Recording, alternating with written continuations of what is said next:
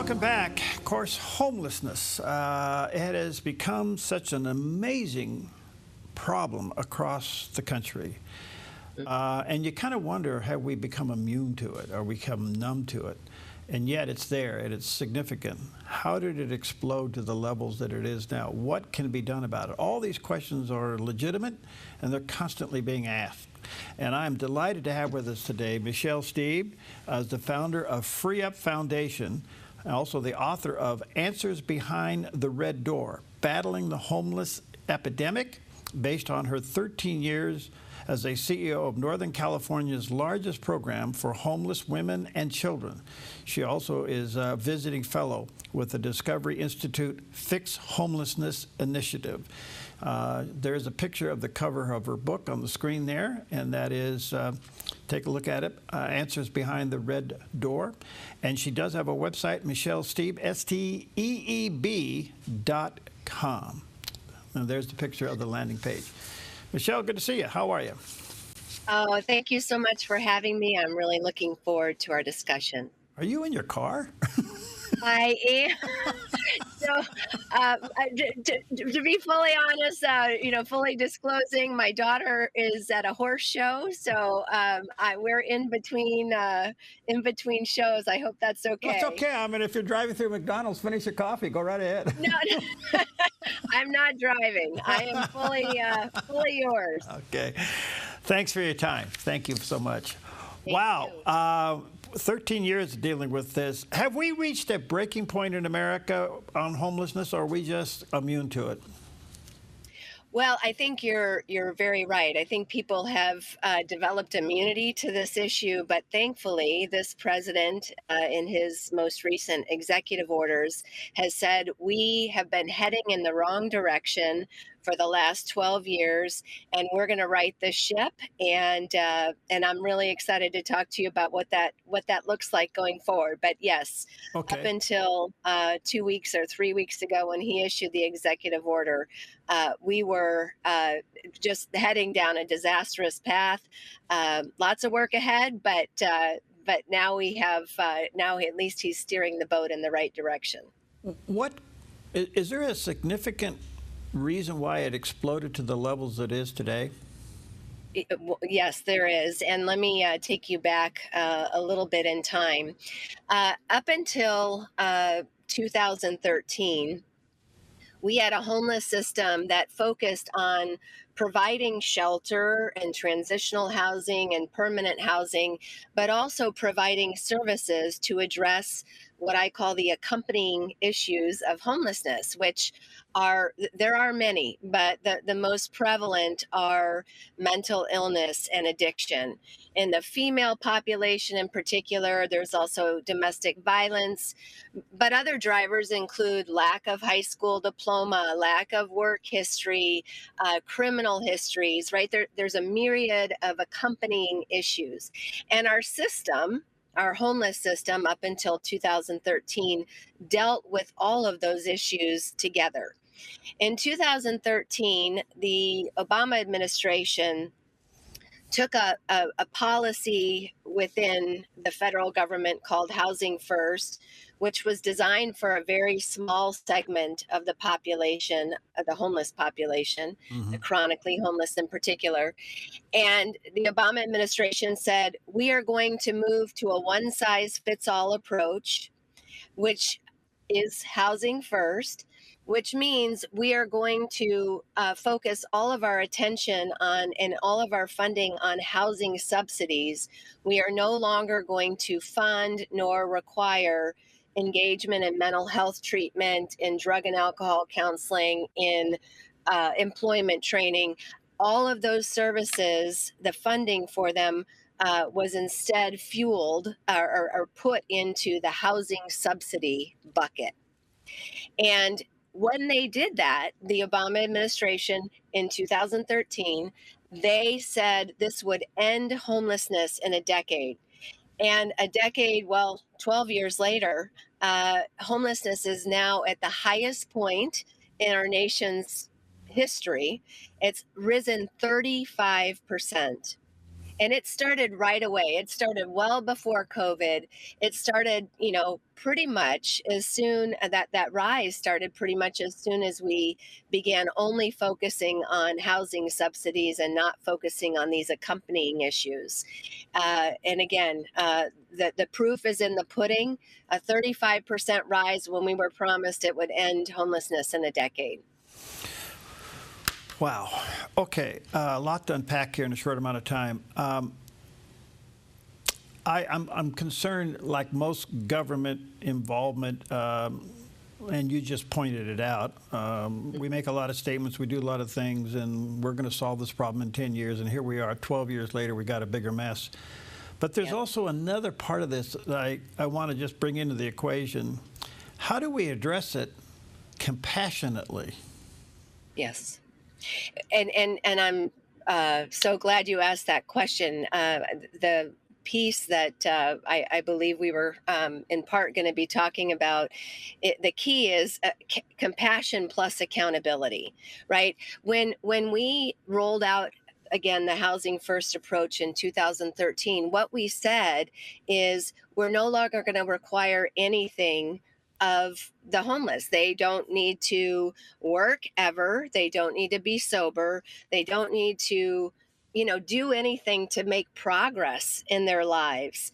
And that, in the 12 step, the recovery world, they say, the key to recovery is faith plus works. And that's the key to recovery for anything. It's the key to what all of us need to do to build, good lives for ourselves. And so when we abstained, when we gave the homeless, a pass on the accountability portion, we really hurt them in very significant ways, because all human beings need to be productive. They long to be productive. They also long to be in community. Mm-hmm. And what we do when we place the homeless in isolated housing units, which is the foundation of housing first, we isolate them from community. And that then they get sicker and sicker behind those doors because they don't have treatment. They don't have to get better. They don't have any desire to get better, and they don't have community to help them get better. It's just been a recipe for disaster. But back to your question, and your point, accountability plus compassion. We absolutely need to understand that these are human beings who did not want to be here. They may say they like it outside, or they may say that they're fine, but the reality is when their first grade teacher said, what do you want to be when you grow up, none of them raised their hand and said where they are today. And we need to help them. They're very sick. Many of them are very sick, in addition to mental illness and addiction. They also very likely suffer from another disease of the brain called anosognosia, which is a deficit of self-awareness. And we need to help, because they have this deficit of self-awareness, they're never going to opt for anything but continuing on the path they're on. And it's just been so horrible to watch people languish on the streets, because we believe that the compassion approach was this laissez-faire. Let them do whatever they want to do. Don't force them into anything. Don't try and help them find their purpose again. And it's been a disaster. And the death rate amongst the homeless population in just 5 years in this period is up 77%. Wow. And until President Trump issued this executive order, it was heading down an even worse path. So I'm very hopeful today, but we've got a lot of work ahead to build a system that's going to help those struggling with homelessness to heal and recover and get on the path to become all they were intended to be as human beings. All right, I want to come back to the executive order, but before I do, I want to stick with anosognosia. Is that a result of their condition, or is it a cause of their condition? Anosognosia is a often a result of a very deep struggle with mental illness and or addiction. So it doesn't precipitate. It there could be a some sort of precipitation of anosognosia due to trauma, but it's really a result of addiction and mental illness, very severe forms. Okay, is that related to PTSD? Uh, I'm not a medical professional, but or mental health professional per se. Mm. I would say there's probably a lot of overlap Okay. in the effects of it and the precursors to it. So, what's in President Trump's executive order that gives you hope and the foundation to start again? So what President Trump said is exactly, what I've been saying, during our discussion thus far, that these people need recovery. They need to, we need to redirect funding to recovery and restoration of these human beings. He does not believe that it's been compassionate to allow them to languish on the streets. It's created, not only problems for the homeless, but problems for the surrounding community. I posted a piece last week from New York City, a gentleman, only 27 years old. He had a long history of mental illness episodes that it required law enforcement engagement, and he had been in and out of jail a lot of times, but very progressive courts have just let him come back out. Well, he was in Central Park. He lit two people on fire and almost bit their ear off. And this is, when you are mentally ill and you're getting sicker and sicker, which is what happens when you're living on those streets, because your mental illness is untreated, you are much more at risk of creating increasingly violent acts. Hmm. So this has not been safe for the homeless. It's not been safe for the general public. It's harmed businesses. I mean, look at what's happening to pets. Pets are now overdosing on fentanyl. Women are being trafficked by other people on the streets that are supposedly taking care of them. They're being drugged and trafficked. It is absolute chaos, and this executive order, like I said, says we're going to redirect funding to address these issues. We're going to move people out of encampments. We need to build the places where they can get treatment, and that's the work ahead of all, for all of us. But it really, like I said, charts the right course. All right, let me take a quick break here. Check out Michelle's book. It's called Answers Behind the Red Door, Battling the Homeless Epidemic. There's a picture of the cover of the book by Michele Steeb, S-T-E-B. She also has a website, michelesteeb.com. There's a picture of her landing page. We'll be right back.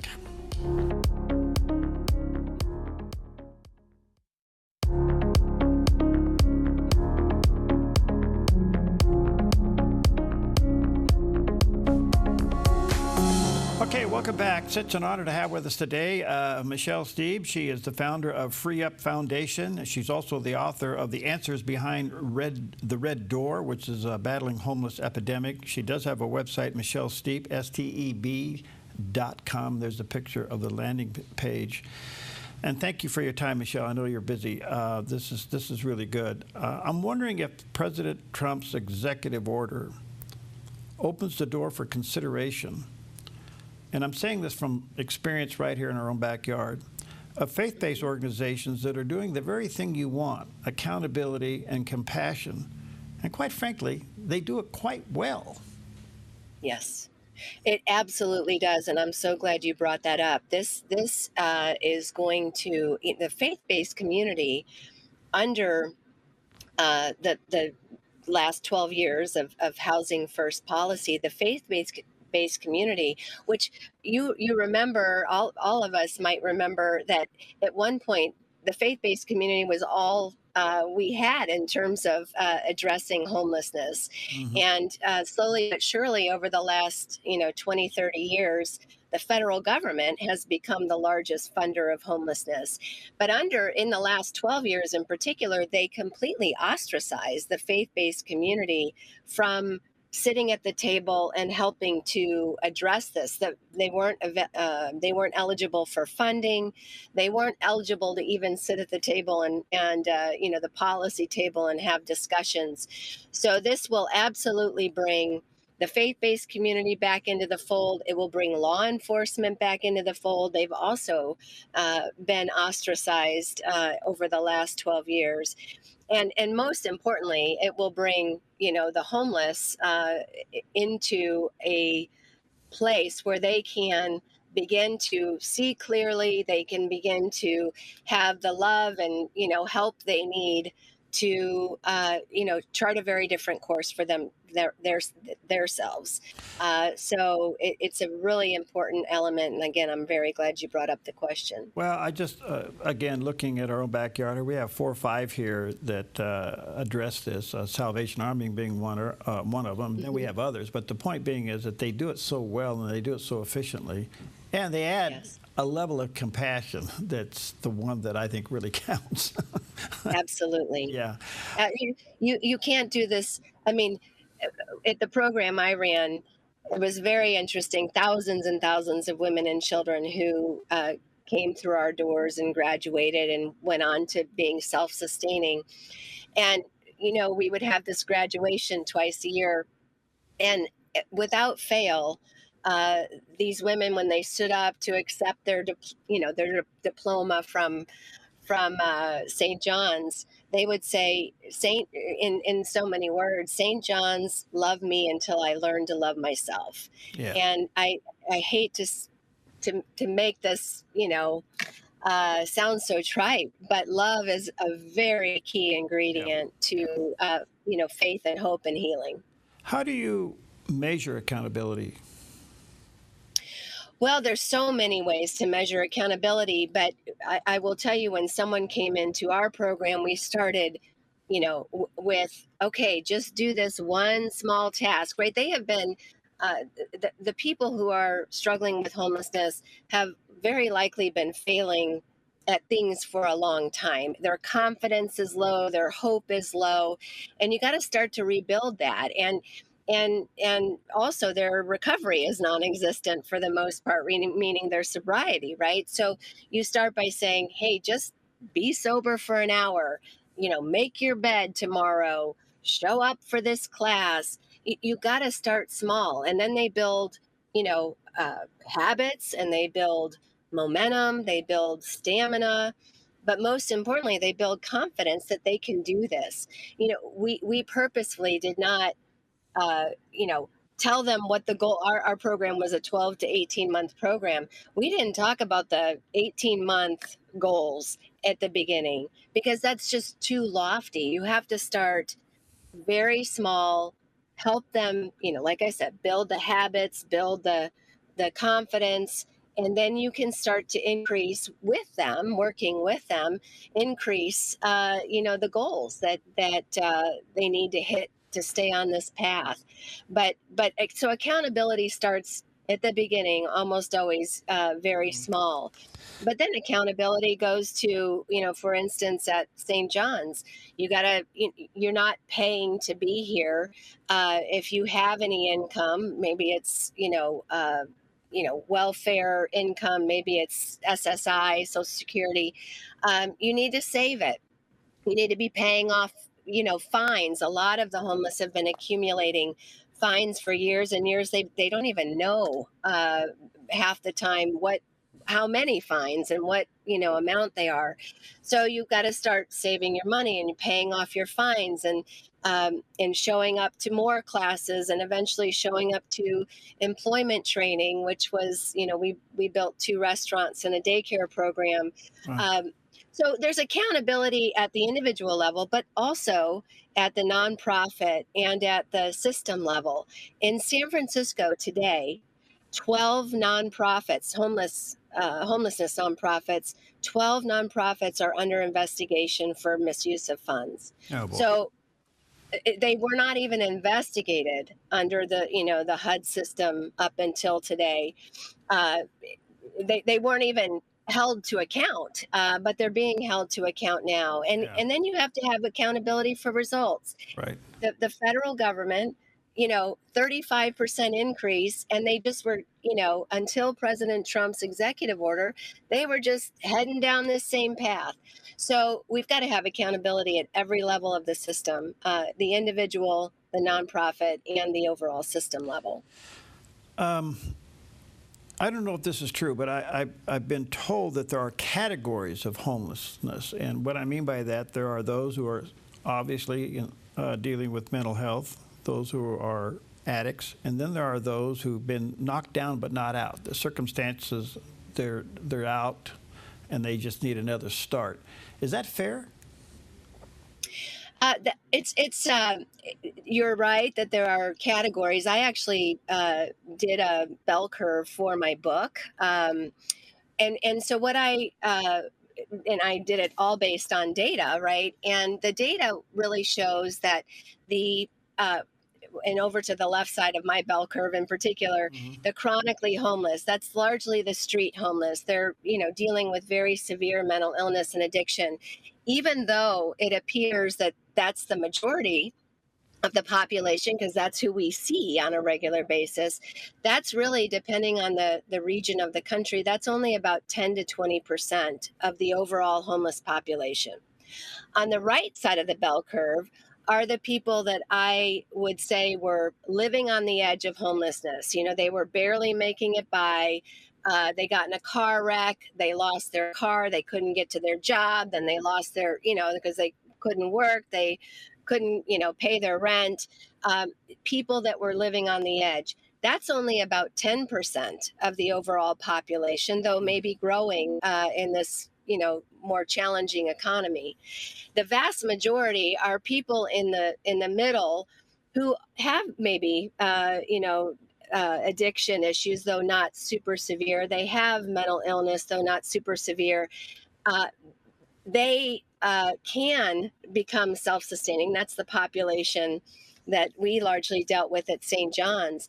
But they need the right support, they need the right incentives, and they need the right structure to help them do that. Mm. So, yes, there are categories, but I think it's more important to look at it, them in terms of what I just described Right. versus, addiction or mental. I mean, those are huge overlapping factors, but they shouldn't be the only considering, the only factors considering, to create categories. No, and I'm not trying to silo them in any way. I was just curious, was there one category more dominant than the other? And that appears there are. Wow. What do you want people to get from your book? I wrote the book, number one, to share the learnings that I had over 13 years of building the program that I built. Again, Northern California's largest program for homeless women and children, but also, as part of that, to give people hope. Because back in 2020, when I was writing this, the problem was not nearly as bad as it is today, but I kept hearing from people all over the country, why is this so much worse? What happened to lead to this, crisis? And so I wrote the book to uh, share those learnings, and we talked about that earlier. The policy change that happened in 2013 being, the major precipitator of this, but also to give a roadmap out, right? And I do the roadmap through the stories of women who came to us, 10 of them, at the bottom of the bottom, the depths of despair, and who were able to become self-sustaining, and how they did that. Well, you're fascinating. Thank you for pulling over. Well, again, I'm sorry, but anything to get the word out, No, right? no. I've done this before. I always fascinated with technology that we're allowed to do this. We're capable of doing it, so it's great. Let me say to our viewers and listeners, check out her book. It's called Answers Behind the Red Door: Battling the Homeless Epidemic. There's a picture of the cover of the book by Michele Steeb, S-T-E-B, and that is also her website, Michele Steeb, STEB.com. Thank you, Michele. God bless you, my friend. And you can go ahead and drive through now and get your croissant and coffee, okay? Will do. Okay. I'll have one for you, too. Thank you. Thank you. Bye-bye.